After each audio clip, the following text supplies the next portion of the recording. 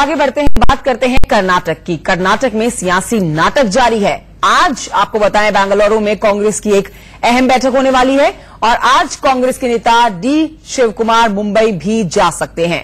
D Shivkumar Mumbai में बागी कांग्रेस विधायकों से मुलाकात करने वाले हैं। वहीं ये भी बता दें आपको कि दिल्ली से सटे हुए गुड़गांव में बीजेपी विधायक ठहरे हुए हैं।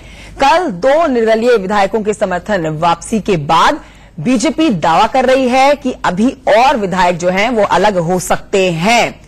बीजेपी के तमाम 104 विधायक दिल्ली से सटे हुए गुड़गांव में हैं और 2 निर्दलीय विधायक जो हैं वो अपना समर्थन वापस ले चुके हैं। कांग्रेस की कोर कमेटी की कई घंटे तक बैठक भी चली। इस बैठक के बाद मल्लिकार्जुन खड़गे बोले कि ये सब बीजेपी की साजिश है। कर्नाटक में हमारी सरकार मजबूत है। येदियुरप्पा ने विधायकों की बैठक बुलाते हुए दावा किया कि जल्द ही खुशखबरी मिलेगी। निर्दलीय एमएलए जो हैं जिन्होंने अपना समर्थन वापस लिया है वो हम आपको बता रहे हैं। 2 निर्दलीय जो विधायक हैं वो अपना समर्थन वापस ले चुके हैं, जिनके नाम एच नागेश और आर शंकर है। आर शंकर कांग्रेस के पाले में चले गए थे।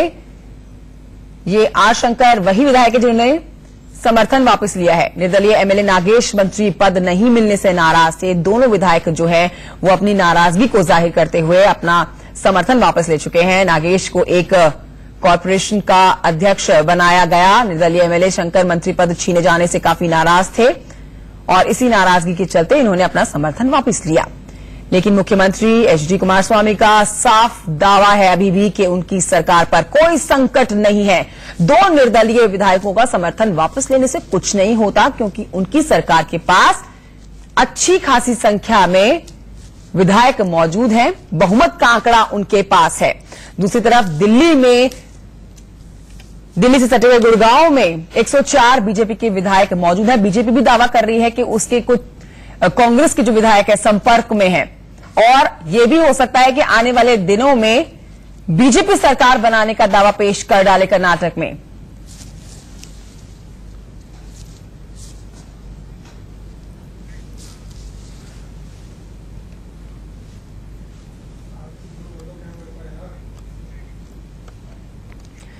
तो आपने कर्नाटक में चल रही सियासी उठापटक के साथ साथ सीटों का गणित भी समझा, लेकिन अब ये सुनिए कि कैसे सरकार को लेकर कर्नाटक में उठापटक चल रही है, जबकि सत्ता बदलने का दावा महाराष्ट्र के विधायक कर रहे हैं। वो भी 2 टूक कि 2 दिन बाद ही बेंगलुरु में सत्ता बदल जाएगी। ये कर्नाटक का गवर्नमेंट अभी वाइवल हुआ है, खुद ही उन्होंने चीफ मिनिस्टर ने बता दिया है।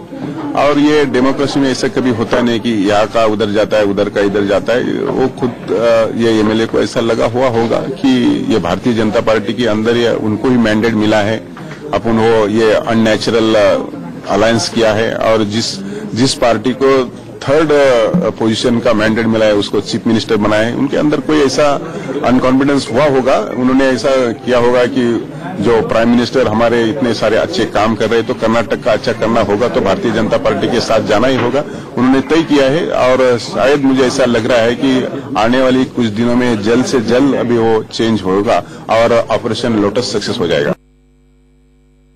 कर्नाटक की सरकार एक तरह से एक क्राइसिस पीरियड से गुजर रही है। सरकार 6-8 महीने से जो सरकार चल रही है, 6-7 महीने से ये जनता के हित के कोई निर्णय नहीं कर सकी और इतनी अंदरूनी लड़ाई हो रही है इस गठबंधन के अंदर, तो एक दूसरे को खत्म करने के लिए तुले हुए हैं।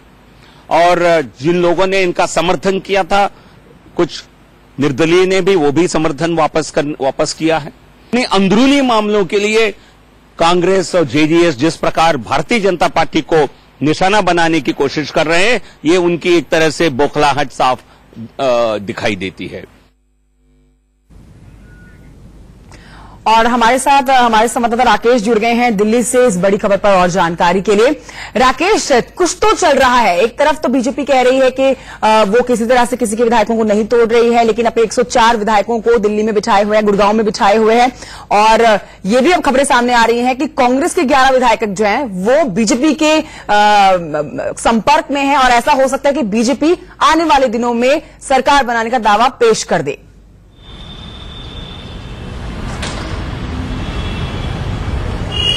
देखिए, जिस तरह से कर्नाटक सरकार जो कि जेडीएस और कांग्रेस के नेतृत्व में जो सरकार बनी हुई है, पिछले 7 महीने में जिस तरह से उतार चढ़ाव लगातार देखा जा रहा है और कहीं न कहीं कांग्रेस के जो सूत्र बता रहे हैं, कांग्रेस के कुछ विधायक कुमार स्वामी से नाराज बताए जा रहे थे। कई महीनों से इसको लेकर अटकलें थी, लेकिन जिस तरह से आपने देखा कि 2 निर्दलीय विधायकों ने कुमार स्वामी सरकार से अपना समर्थन वापस ले लिया है।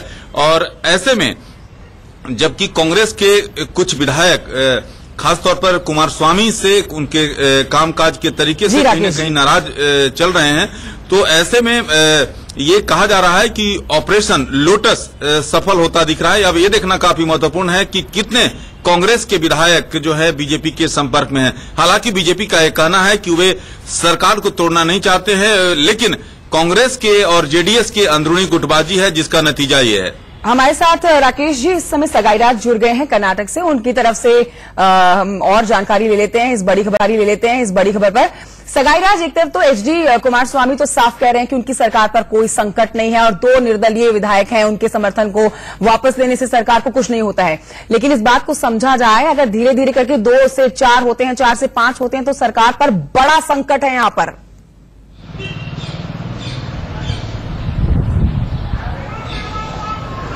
राज्य में कुछ भी संभव नहीं है। इनफैक्ट आज भी 4 एमएलए जो मुंबई में बैठे हुए हैं, रिपोर्ट्स बोल रहा है कि शायद वो लोग भी आज रिजाइन करेंगे।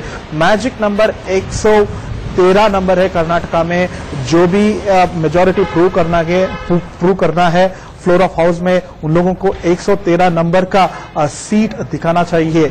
जब फरवरी 6 को असेंबली सेशन शुरू होगा कर्नाटक में, तब शायद opposition party vote of no confidence motion move करेंगे और गवर्नमेंट से शायद पूछेंगे कि कैसे आप मेजॉरिटी दिखा सकते।